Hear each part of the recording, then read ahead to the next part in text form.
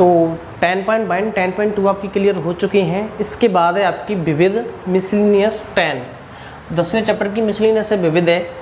इसका पहला क्वेश्चन है कि किसी त्रिभुज के शीर्षों से समदूरस्थ बिंदु का बिंदुपथ क्या होगा। माना कि एक त्रिभुज है, पहला हम ले रहे हैं, पहले की बात कर रहा हूं मैं। ये एक त्रिभुज है,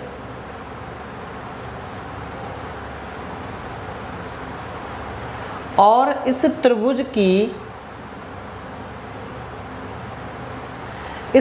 की तीनों शीर्षों से, शीर्ष यानी कि कोने, वर्टेक्स, इन तीनों शीर्षों से, एक शीर्ष ये रहा यहाँ पे, एक शीर्ष ये वाला और एक शीर्ष ये वाला, इन तीनों शीर्षों से समान दूरी पर स्थित जो बिंदु होगा, इस बिंदु से ये वाला और ये वाला और ये वाला, ये तीनों दूरियां, ये वाली ये वाली ये वाली तीनों कैसी हैं, इक्वल। तो ये जो बिंदु आएगा इस पर जो सर्कल बनेगा वो ऐसा बनेगा, और जो वृत्त बाहर बनाए, सर्कल बाहर बनाए, तो इसका नाम क्या होगा इस बिंदु का, इस बिंदु का नाम हो जाएगा परिकेंद्र, सर्कम सेंटर।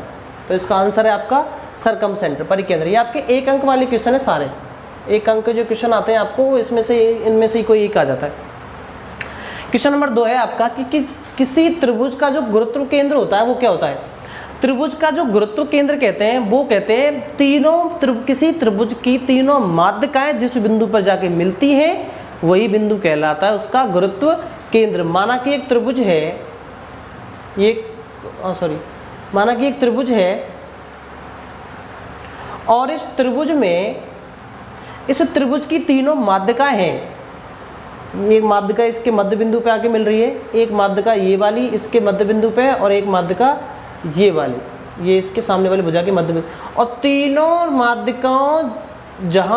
माध्यिकाएं जिस बिंदु पर जाके काटती हैं उस बिंदु को कहते हैं हम त्रिभुज का गुरुत्व केंद्र। तो त्रिभुज का गुरुत्व केंद्र कहाँ होगा, त्रिभुज का गुरुत्व केंद्र वहां होगा जहां त्रिभुज की तीनों माध्यिकाएं एक दूसरे को काटेंगी। तो ये इसका आंसर हो गया कि त्रिभुज का गुरुत्व केंद्र, त्रिभुज की तीनों माध्यिकाएं जिस बिंदु पर काटती हैं वही क्या होता है, त्रिभुज का गुरुत्व केंद्र। शॉर्ट में इसको केंद्रक भी कह सकते हैं, केंद्रक, सेंट्रोइड। तीनों लाइन जहां एक दूसरे को, तीनों जो माध्यिका होती है जहां काटते हैं उस बिंदु को क्या बोलते हैं, केंद्रक, सेंट्रोइड। क्वेश्चन नंबर 3 है आपका कि समतल में लुढ़कने वाले वृत्त के केंद्र का बिंदुपथ क्या होगा। एक प्लेन है, एक समतल है, ये रहा, तीसरे की बात करूं मैं, ये एक प्लेन है, एक समतल है, और इस समतल में एक वृत्त है। माना कि एक वृत्त है ये वाला, और ये इसका केंद्र है। हमें वृत्त के केंद्र की बात करनी है। क्वेश्चन ये कह रहा है समतल में लुढ़कने वाले वृत्त के केंद्र की बात करनी है। अब माना कि एक वृत्त, ये जो समतल, ये जो वृत्त था ये थोड़ा आगे लुढ़क के ये यहाँ आ गया, इसका केंद्र ये रहा। अब थोड़ा और आगे लुढ़का है इसको, वो यहाँ आ गया, गति की इसने थोड़ी सी और ये यहाँ आ गया, अब इसका केंद्र ये रहा। और आगे गया तो ये वृत्त यहाँ आ गया, इसका केंद्र ये रहा। और आगे भी ले जा सकते हैं इसको। तो अब इसके जो केंद्र, जो वृत्त का जो केंद्र, जैसे कि माना कि ऐसे घूमते, ये जो वृत्त का केंद्र है वो तो ऐसे ही बीच में ही घूमता हुआ रहेगा, जैसे कि एक साइकिल का पहिया, उसमें जो बीच का जो एक्सल होता है वो तो ऐसे ही घूमता रहता है, बिल्कुल वहीं के वहीं, उसकी गति तो समान रहती है। तो वो कहाँ आएगा, उसके जो वृत्त का जो केंद्र है उन केंद्रों का रास्ता बनेगा, वो क्या बन जाएगी, एक सीधी रेखा बनेगी, नहीं बनेगी, बनेगी। तो इसका जो बिंदुपथ होगा, इस केंद्र का बिंदुपथ वो क्या होगा, वो इस समतल के ही समांतर एक दूसरी रेखा होगी। यानी कि इन वृत्त के जो वृत्त है इसको लुढ़काने पर, आगे बढ़ाने पर जो केंद्र का जो बिंदुपथ बनेगा, एक रास्ता बनेगा, वो इस समतल के ही समांतर एक दूसरी रेखा बन जाए। तो ये इसका आंसर था थर्ड वाले का। क्वेश्चन नंबर 4 है आपका, किसी त्रिभुज की दो भुजाओं, कोई त्रिभुज है और उस त्रिभुज में हमें लेनी है काम में ओनली दो भुजाएं, कि किसी त्रिभुज की दो भुजाएं यदि समान हो तो उस त्रिभुज का नाम क्या होता है। माना कि एक त्रिभुज है, ये कोई त्रिभुज है आपका ABC, और इस त्रिभुज की दो भुजाएं समान है, ये वाली भुजा और ये वाली भुजा कैसी है, समान। और यदि किसी त्रिभुज की दो भुजाएं समान हो तो इस त्रिभुज का नाम क्या होता है, उस त्रिभुज का नाम होता है समद्विबाहु त्रिभुज, समद्विबाहु त्रिभुज, यानी कि आइसोसेलेस ट्राइंगल। ये इसका आंसर है चौथे वाले का। 5वां क्वेश्चन है आपका कि यदि AB एवं CD दो असमांतर रेखाएं हैं, समांतर नहीं है, असमांतर है, वो ऐसे हो सकती है, ऐसे माना कि मैंने ये ए बी रेखा हो गई और ये वाली सी डी रेखा, और दोनों रेखा कैसी है, असमांतर, समांतर नहीं, एक दूसरे को काट रही है। यदि ए बी एवं सी डी दो हैं असमांतर रेखाएं, तो इनसे समान दूरी पर रहने वाले बिंदु P का बिंदुपथ क्या होगा। माना कि इन दोनों रेखाओं से समान दूरी पर एक बिंदु है P, इस P से इस भुजा की दूरी और इस भुजा की दूरी दोनों कैसी हैं, समान है, तो इस P का जो बिंदुपथ आएगा वो क्या आएगा। याद करो थ्योरम 10.2 10.2, तिर्यक रेखाएं, माना कि दो तिर्यक रेखाएं हैं और इनसे समान दूरी पर स्थित बिंदु P है, तो इस बिंदु P का लोकस क्या होगा, बिंदुपथ क्या होगा, वो होगा इन दोनों तिर्यक रेखाओं से, दोनों प्रतिच्छेदी रेखा कहें तिर्यक रेखा, दोनों तिर्यक रेखाओं से, दोनों सॉरी तिर्यक नहीं प्रतिच्छेदी, दोनों प्रतिच्छेदी रेखाओं से बनने वाला कोण, दोनों प्रतिच्छेदी रेखाओं से बनने वाले कोण का क्या होगा, समान बाइसेक्टर यानी कि समद्विभाजक, यानी कि इन दोनों रेखाओं से जो कोण बन रहा है कोण, उसका होगा समद्विभाजक, क्या, इस बिंदु P का बिंदुपथ इस कोण का क्या होगा, समद्विभाजक। तो बिंदु P का बिंदुपथ, बिंदु P से बनने वाला, P से कोण की तरफ आने वाली जो रेखा है, ये वाली रेखा ने क्या किया, इस कोण को, इस B, यहाँ पे O डाल दें, BOD कोण को क्या कर दिया, समद्विभाजित। ये जो 10.2 थ्योरम थी प्रतिच्छेदी रेखाओं वाली, वही है सेम, कि किसी जो बिंदु P है, इस बिंदु P का बिंदुपथ इस कोण का इन दोनों प्रतिच्छेदी रेखाओं से, दोनों प्रतिच्छेदी रेखाओं से, असमांतर जो रेखा है उनसे बनने वाले कोण का क्या होगा, समद्विभाजक, यानी कि समान समान भागों में बांटने वाली रेखा। पांच हो गया आपका। छठा क्वेश्चन है आपका कि वह बिंदु, वह त्रिभुज जिसके शीर्ष लंब, अंत्य केंद्र, परिकेंद्र संपाती हो, उस त्रिभुज का नाम क्या होगा। एक त्रिभुज है जिसके लंब केंद्र, अंत्य केंद्र और परिकेंद्र तीनों संपाती, संपाती मतलब एक ही, जैसे एक बिंदु ये है तो दूसरा बिंदु मैं इसी के ऊपर ले लूं तो दोनों बिंदु कैसे हो गए, संपाती, ओवरलैप कर रहे हैं। जैसे कि माने एक रेखा ये हो गई, दूसरी रेखा भी इसके ऊपर होकर निकल गई, तो इस रेखा का क्या, इन दोनों रेखाओं को क्या कहेंगे, संपाती रेखा है, ओवरलैप लाइन। सुनिए, अब एक त्रिभुज है, माना कि एक त्रिभुज है ये वाला, इस त्रिभुज में अंत्य केंद्र, लंब केंद्र और परिकेंद्र। अच्छा, लंब केंद्र क्या होगा, सामने वाली भुजा पे 90 डिग्री कोण, इससे भी सामने वाली 90 डिग्री का, इससे भी सामने वाली भुजा पे कितनी डिग्री का, 90 डिग्री का। अच्छा, तो इसका लंब केंद्र कहाँ होगा, यहाँ पे। अंत्य केंद्र, अंत्य केंद्र क्या होगा, कोणों का समद्विभाजक, इस कोण का समद्विभाजक, ये भी कहाँ होना चाहिए, यहाँ। परिकेंद्र यानी कि भुजाओं का समद्विभाजक, वो भी कहाँ होना चाहिए, यही होना चाहिए। तो ऐसा कब संभव है, ऐसा संभव जब होगा जब ये वाला जो त्रिभुज लिया है वो क्या होना चाहिए, वो होना चाहिए समबाहु त्रिभुज, इक्विलैटरल ट्रायंगल, समबाहु त्रिभुज, इक्विलैटरल ट्रायंगल होना चाहिए। यानी कि ऐसा त्रिभुज जिसकी तीनों भुजाएं कैसी हो, समान, तभी ये पॉसिबल है कि ये तीनों चीजें, ये तीनों बिंदु है वो एक ही जगह पर उपस्थित हो। पांचवें, ये क्वेश्चन हो गया आपका कौन सा, छठा। अब ले रहे हैं आपका क्वेश्चन नंबर 7वां, क्वेश्चन नंबर 7 है आपका, वह त्रिभुज जिसका लंब केंद्र त्रिभुज का शीर्ष बिंदु होता हो। जैसे कि माना कि एक त्रिभुज है और इसके शीर्ष लंब खींचे मैंने, माना कि एक ऐसे निकल गया, एक ऐसे और एक ऐसे, तो लंब केंद्र कहाँ है, यहाँ पे।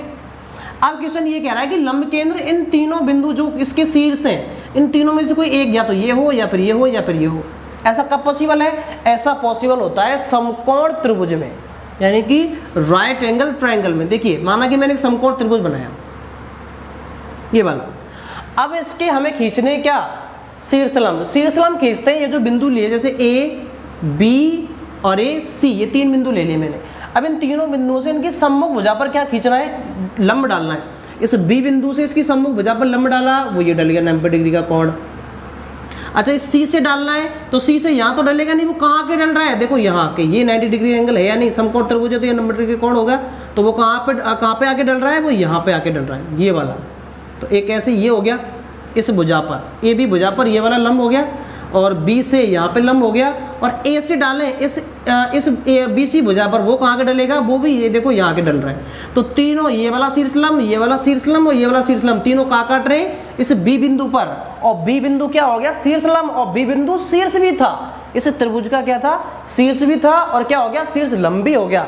तो ऐसा कहाँ पॉसिबल है, ऐसा पॉसिबल होगा समकोण त्रिभुज में, यानी राइट एंगल ट्राइंगल में। तो आंसर है इसका समकोण त्रिभुज। 1 नंबर के लिए अच्छा क्वेश्चन है ये, इंपॉर्टेंट। उसके बाद क्वेश्चन नंबर 8 है आपका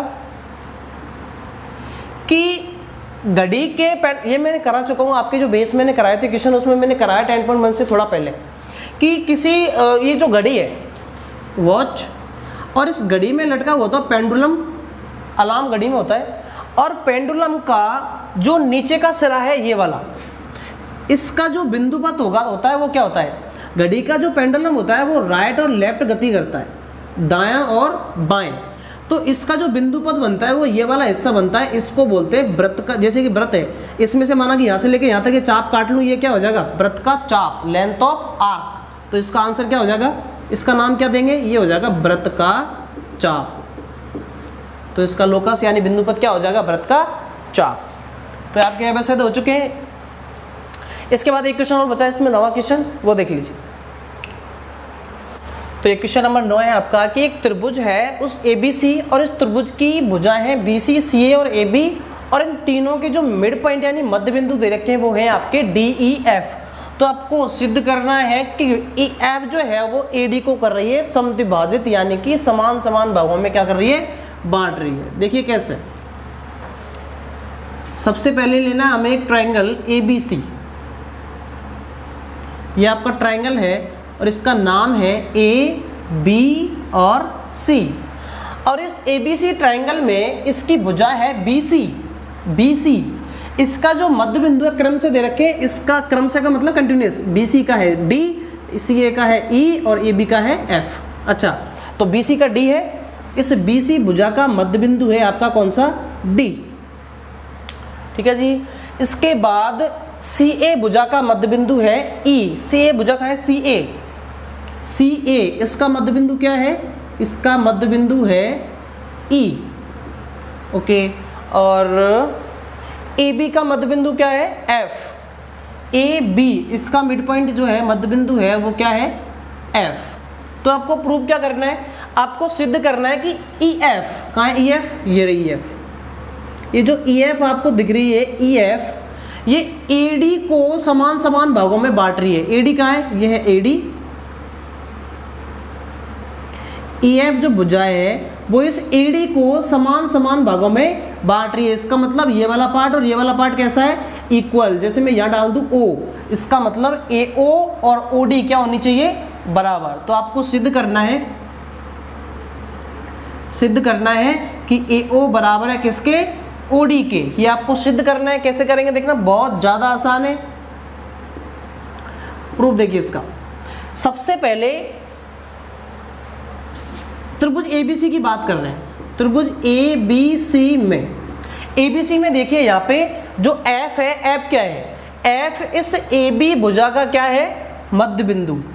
F AB का मध्य बिंदु है, F है AB का मध्य बिंदु। अच्छा, E क्या है, E है AC का मध्य बिंदु, E AC का मध्य बिंदु है। और आपको पता होगा कि किसी त्रिभुज में दो भुजाओं के मध्य बिंदुओं को मिलाने वाली रेखा तीसरी रेखा के कैसी होती है, समांतर। इसका मतलब ये हो गया कि ये दोनों मध्य बिंदु थे, इनको EF जो रेखा है जो मध्य बिंदु को मिला रही है, तो ये तीसरी रेखा की कैसी हो जाएगी, समांतर, यानी कि पैरेलल। इसका मतलब EF पैरेलल होगी, समांतर होगी किसके, BC के। अच्छा, ये लेने के बाद अब इधर आ जाओ, छोटे से ये जो समांतर चतुर्भुज जैसा दिख रहा है आपको FODB, इसमें यहां पे देखिए, यहां पे F क्या है,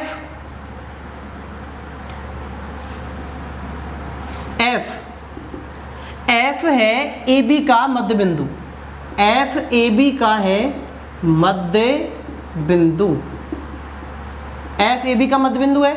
दूसरी चीज, अच्छा इसमें जो एक त्रिभुज होता है, माना कि एक त्रिभुज है, इसमें इसकी मध्य बिंदुओं को मिलाने वाली रेखा इस रेखा के क्या होती है, समांतर, इस रेखा के आदि भी होती है। जैसे इसका नाम दूं A B C D E, तो डी, यदि ये दोनों मध्य बिंदु हैं, डी और ई मध्य बिंदु हैं, तो डी ई समांतर होगी किसके, बी सी के, और डी ई इसकी आधी भी होगी, यानी कि 1/2 बी सी। बी सी की आधी भी होती है और इसकी पैरेलल भी होती है। ये कहाँ से पता चला आपको, ये पता चलता है मिड पॉइंट थ्योरम, यानी कि मध्य बिंदु प्रमेय, जो आपने 9th क्लास में पढ़ी होगी, मध्य बिंदु प्रमेय। मध्य बिंदु प्रमेय में क्या होता है कि ये दोनों रेखा क्या होती है, समांतर। यदि दोनों मध्य बिंदु हैं तो ये दोनों समांतर भी होंगी, और ये वाली जो है ई एफ, ये इसकी क्या होती है, आधी। ये 8 है तो ये कितनी होगी, 4। तो मध्य बिंदु प्रमेय होती है। अच्छा, इसके बाद हम आ जाए क्वेश्चन पे कि एफ ए बी का मध्य बिंदु है। अच्छा, और जब ये वाली इसके समांतर है, जब ये वाली इसके समांतर है, तो यहाँ से यहाँ तक ये वाली और यहाँ से यहाँ तक ये दोनों समांतर होंगी, नहीं होंगी, होंगी। जैसे माना कि ये वाली दोनों रेखाएं समांतर हैं, तो यहाँ तक लूँ, इनको हटा दूँ, तो ये भी दोनों कैसी होंगी, समांतर होंगी। इसका मतलब एफ ओ समांतर है किसके, बी डी के।